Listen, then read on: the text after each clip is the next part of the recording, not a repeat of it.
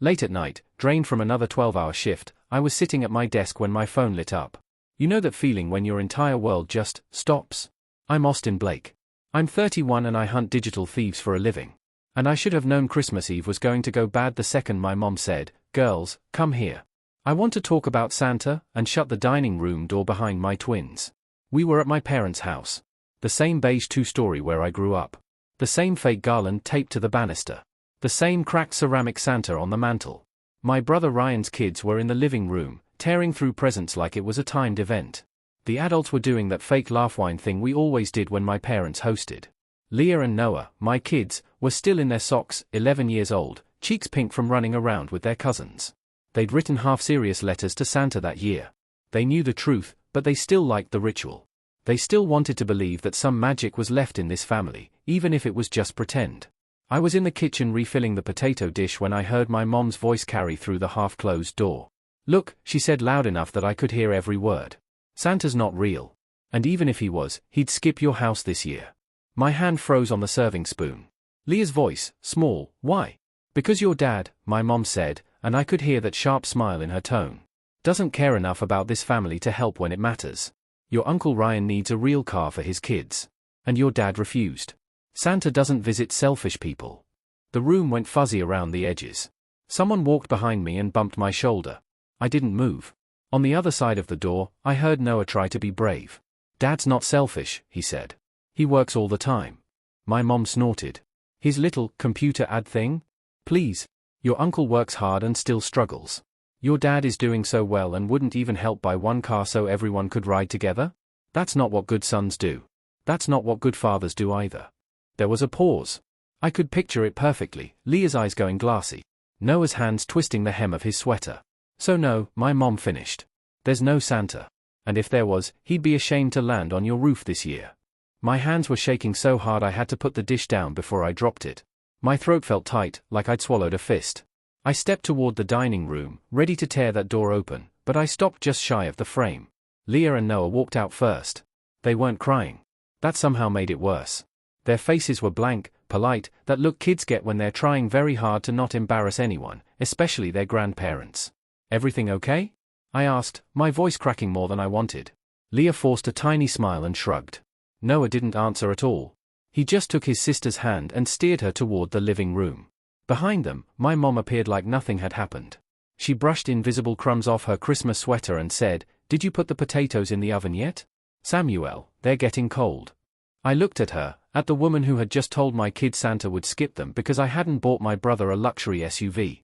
I didn't say a word. "Not yet. I'm Samuel, 38 years old.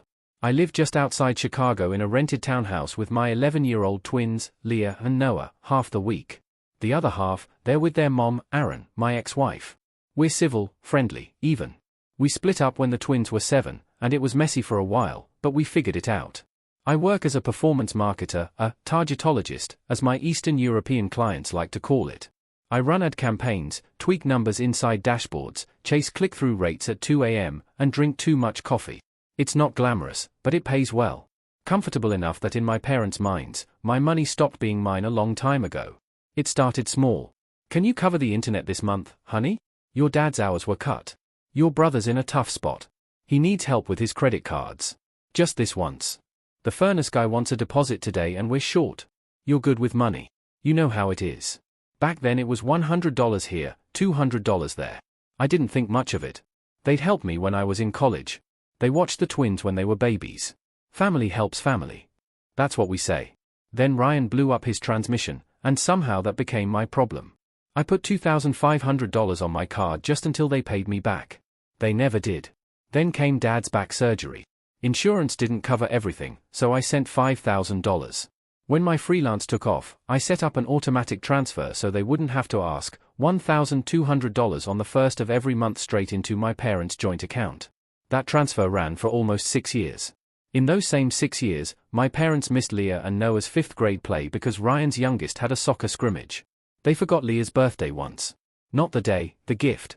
They wrapped a candle they got free with a coupon and called it simple and meaningful, while Ryan's kids opened drones and tablets. Christmas photos on their mantle? Ryan's family in matching pajamas. Mom and Dad in the middle. Then a framed collage from a family beach trip I paid for but wasn't invited to because it was just easier with one set of kids. My kids' school pictures were on the side of the fridge, stuck under a magnet that said, "World's Best Grandma." Like a joke. Every time something stung, I swallowed it. I told myself they were old-fashioned, that kids don't need equal gifts to feel loved, that my parents were doing the best they could with what they understood. I wish I could say I held my boundaries. I didn't. When Ryan and his wife Melissa had their second baby, my parents called crying about how he couldn't keep driving that old sedan. They wanted a bigger car, something safe for the kids. When my mom said safe, she meant leather seats and a German logo. We found a great deal on a BMW X5, she told me like I'd been part of the decision. The payment is only $900 a month with a down payment. If you help with the down payment and maybe the first few months, I laughed because I thought she was joking. She wasn't. It's not my job to buy Ryan a luxury car, I said. He has a job. Melissa works. You guys have a car. They can get something used. My mom went quiet in that way she does when she's storing anger for later. I just thought, she said slowly. With how well you're doing, you'd want your nieces to be safe. We're not asking you to buy it. Just help. You know how generous Santa is to people who give. I should have heard the threat in that. That conversation happened 3 days before Christmas Eve. The same afternoon, I opened my laptop during my lunch break and clicked Accept Offer on an email that had been sitting in my inbox for a week. Senior Performance Marketing Manager, Stockholm, Sweden. Relocation support included. School search assistance for dependents. Salary high enough that my brain buzzed when I saw the numbers. I'd been interviewing with them for months. Half the calls were at 6 a.m. because of the time difference. They wanted me in their Stockholm office by summer. I'd been stalling on accepting because of one thing, my parents. How will they cope without you nearby? Aaron had asked gently when I told her about the offer. She wasn't talking about missing me at Sunday dinner. She meant the bills, the crisis, the late-night calls. That afternoon, alone in my townhouse kitchen, I hit accept anyway. I didn't tell my parents. Not that day. Not after the BMW conversation. I thought I'd wait until after the holidays. Then my mom decided to make Santa her weapon. After Mom's little "Santa would skip your house" speech, Christmas Eve blurred into a weird, slow-motion loop. Ryan's girls shrieked over matching iPads. My dad toasted to family and to Ryan, who always steps up when we need him. Melissa kissed my mom's cheek. My mom pretended not to watch my face when she handed Leah and Noah their gifts, socks, and a shared board game for both of you. Leah and Noah said, "Thank you," because that's the kind of kids they are. At one point, I caught Ryan watching me with this smug, sideways smile. He'd heard what Mom said. They all had. No one had stopped her. "Hey, man," he clapped me on the shoulder later by the drinks table. "Don't take Mom so seriously. You know how she is around Christmas. Emotional.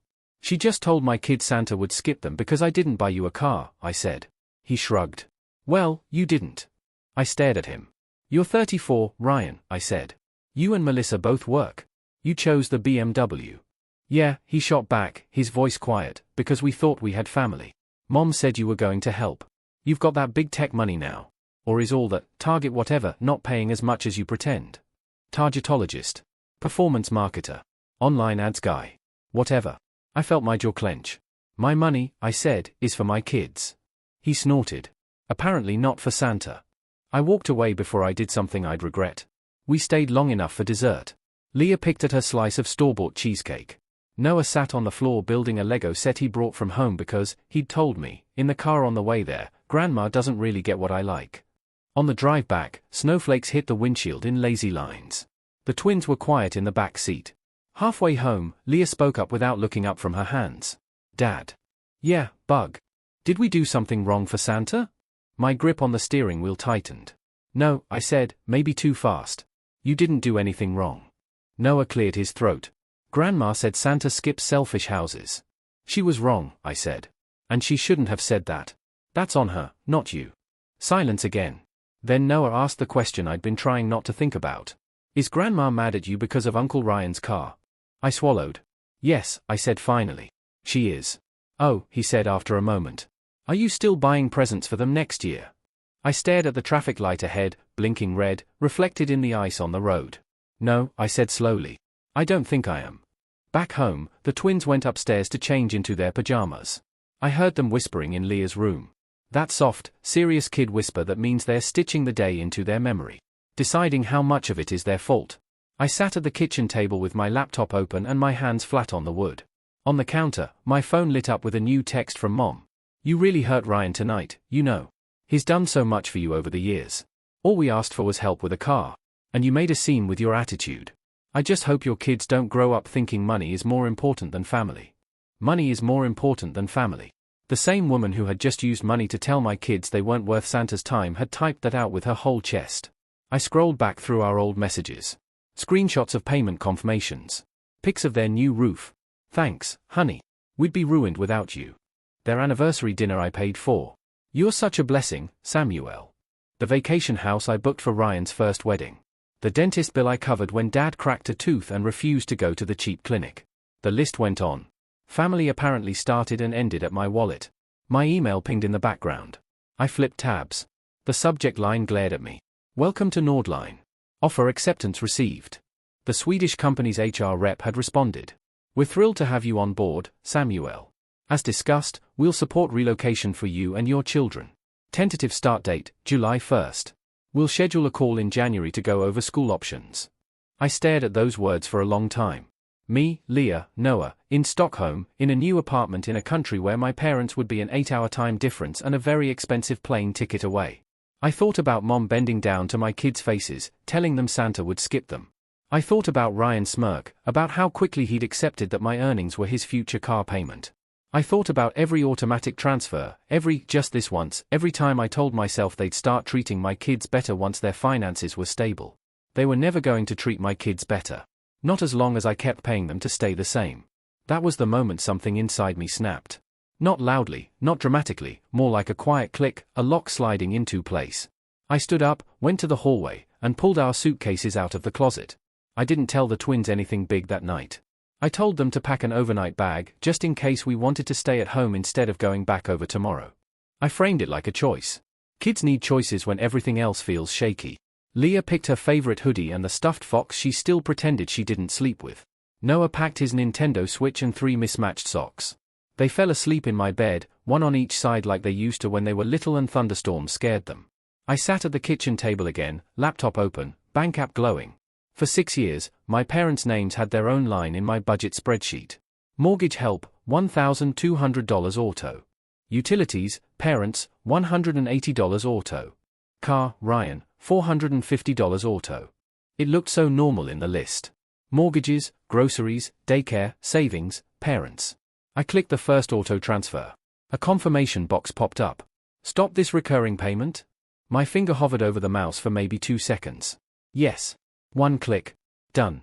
Second transfer. Yes. Third. Yes. I took a picture of the confirmation screen, not because I needed proof, but because part of me didn't believe I'd actually done it. Then I opened the family emergency fund savings account I'd set up 3 years earlier. It had started as a good idea, one shared account in case something big happened. House fire, surgery, whatever. I'd put in $500 a month. My parents had promised to add what they could. They never added a dime. The balance sat at just over $24,000. Most of my down payments. My overtime. My campaigns run on weekends so my kids could have Christmas and my parents could have a roof. I transferred the full amount into my own high-yield savings account labeled Sweden Kids. My chest loosened a little. It didn't feel like revenge. It felt like putting money back where it should have been the entire time. Next, I opened my cell carrier's portal. My parents were on my family plan. So were Ryan and Melissa. It had made sense when I added them. Bundle price, better data, everyone happy. They never paid their share on time. I always covered it because it's just a phone bill. For lines under my name, I removed all but 3. Mine, Leah's, and Noah's. A small warning popped up about early termination fees. I accepted. It still cost less than one emergency they'd call me about in a typical month. Then I did something pettier, but necessary. I logged into the streaming services. Netflix, Hulu, Spotify, Family. I changed the passwords. Not out of spite, because those payments came from my card, too. Little $10 charges that added up over time. If they wanted to watch their shows, they could pay for them. Last, I opened my work email. The company had always been generous about letting me list my parents as emergency contacts. They'd even extended my employee discount to them once for a hardware purchase. I removed my parents' info and replaced it with Aaron's and my best friend Marcus. I stared at the forms for a long, quiet minute. No direct payments. No joint accounts. No shared phone plans. No emergency fund. My parents were off my finances. All of them. I sent Aaron a text. Hey, I'm done funding my parents. I'll explain later, but for now, I just need you to know I'm moving everything to the Sweden plan. We'll talk after Christmas. You and I about the kids about July. She responded almost immediately. Proud of you. We'll figure it out. The kids deserve peace. I exhaled. The kind of exhale that feels like you've been holding your breath for years. Then I opened a new spreadsheet. Sweden move. Timeline. January, call with HR, start visa paperwork. February, tell Aaron, officially work out custody modifications. Talk to a lawyer if needed. March, give notice on townhouse. Start selling furniture. April, get passports renewed for twins. May, goodbye dinners with people who actually love us. June, pack what's left. July, flight to Stockholm. At the bottom, I added one line in bold, tell my parents. Optional. I didn't sleep much that night. Every time I closed my eyes, I saw Leah's face when Mom said Santa would skip their house. I saw Noah's hands twisting his sweater in the back seat. Around 3 a.m., my phone buzzed again. Mom, of course. I hope you've calmed down. Ryan is devastated. He was counting on you to be there for him. We raised you better than to turn your back on family over a car. I typed, then deleted 3 different responses. Finally, I put the phone face down on the table. The only response they were going to get from me from now on would show up in their bank statements, not their inbox. My parents noticed faster than I thought. On January 2nd, Dad called while I was at my desk. Your transfer didn't come through, he said. No, hello? Bank says there's no scheduled payment. That's right. I said, pause. What happened? I cancelled it. All of it. The mortgage, the utilities, Ryan's car, the shared savings. It's over. You can't just do that, he snapped. We counted on that. The bills. You counted on me, I said. Not on Leah and Noah. You told them Santa would skip our house because I didn't buy Ryan a BMW. I'm done paying people who humiliate my kids. He muttered something about jokes and holiday stress. I'm not your backup bank, I said, and hung up. The messages started almost immediately from Mom. You're being dramatic. It was one comment. You'd really see your parents homeless over a misunderstanding. From Ryan, you're ruining everything over a stupid Santa story. What are we supposed to do now? From relatives, your mom's been crying all morning. Can't you just talk to her? She says, you're letting your new job go to your head. I ignored most of them. When I did answer, I sent one line, I won't fund a family that thinks my kids are less. That was it. January turned into February. I had the call with Sweden HR. We started school applications for the twins. The HR guy explained the schools, extra Swedish lessons, free healthcare for kids. Free hit me harder than it should have. I've been patching holes in my parents' budget for years. At Aaron's kitchen table with tea going cold. I said, I don't want to take them away from you. I know, she said. We'll do summers. Long visits. Video calls. We'll figure it out. And honestly, I'm glad they're getting an ocean between them and your parents. She'd said softer versions for years.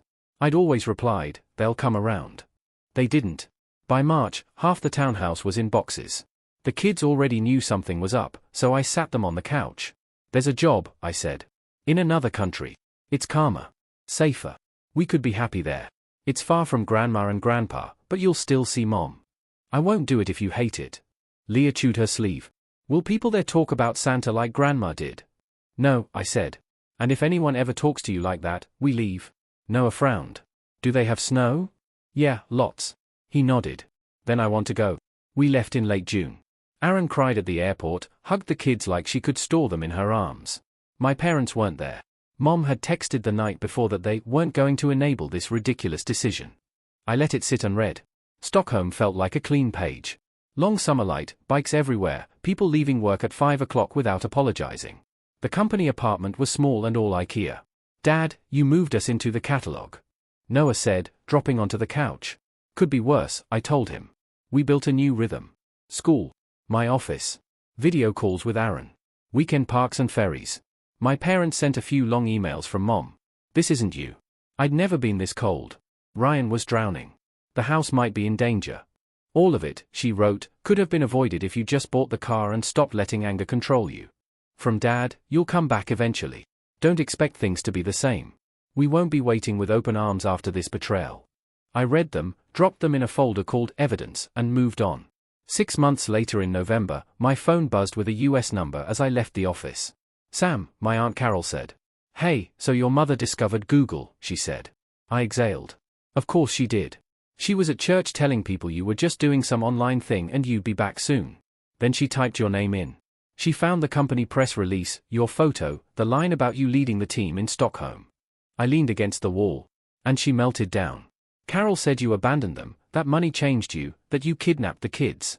Then she said you were never really family anyway, not like Ryan. There it was. Some people think you're awful, Carol added. Some think you're brave. I just know your kids look happier in those photos than they ever did at your parents' house. My eyes stung. Thanks for telling me. That night, Mom emailed. Subject, we saw what you've done. She wrote that I'd really moved, really taken their grandchildren. All because I couldn't handle a simple conversation about family. Everyone had seen my big job. When the money dried up, she said, I shouldn't expect them to be there. You walked away. Remember that? For the first time, I replied. I reminded her she'd told my 11-year-old Santa would skip our house because I didn't buy Ryan a luxury car, that she'd used my kids to punish me for a boundary. I wrote, I didn't walk away from family. I walked away from people who see my bank account before they see my kids. The kids are happy and safe here. You are off my accounts for good. If you ever want a relationship with Leah and Noah, it starts with an apology to them, not excuses to me. Until then, do not contact us. I hit send. No reply came. Christmas in Sweden arrived fast. Short grey days. Paper stars in every window. We bought a small fake tree and decorated it with paper hearts from school and a wooden Dala horse. On Christmas Eve, I set the table for 3 and out of habit put a 4th plate down. Who's that for? Noah asked. Grandma and Grandpa? Leah whispered. I looked at the empty plate. It's just a reminder, I said, of people who could be here but chose not to be kind. We ate meatballs and mashed potatoes, drank cheap sparkling apple juice, and played a board game until we were all laughing. After presents, the twins went to call Aaron. Leah came back a minute later with a folded paper. I made you something, she said.